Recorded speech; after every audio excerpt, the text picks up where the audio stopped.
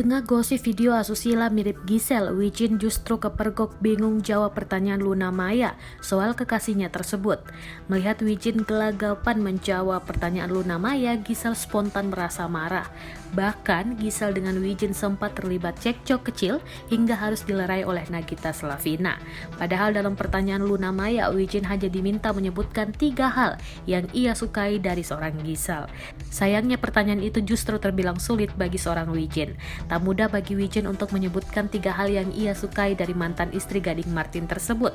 Ketegangan antara Wijin dan Giselle itu terekam dalam tayangan YouTube Luna Maya saat mereka ikut berlibur bersama rombongan Raffi Ahmad ke Sumba. Mulanya Luna Maya mencecar Wijin yang duduk di sebelah kanannya bersama Ibu Gempi. Mendengar hal tersebut, Giselle sempat memprotes. Pasalnya ia merasa Wijin sering menjadi sasaran pertanyaan. Namun Luna Maya memastikan bukan hanya Wijin dan Giselle yang bakal dicecar pertanyaan.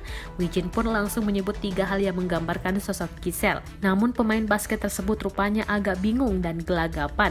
Hal itu pun menuai sindiran dari Giselle yang melihat kekasihnya kesulitan mendeskripsikannya. Meja makan malam itu spontan pun semakin heboh dan seru. Nagita Slavina mengingatkan agar keduanya tidak bertengkar karena masih akan menghabiskan 1 malam di sana.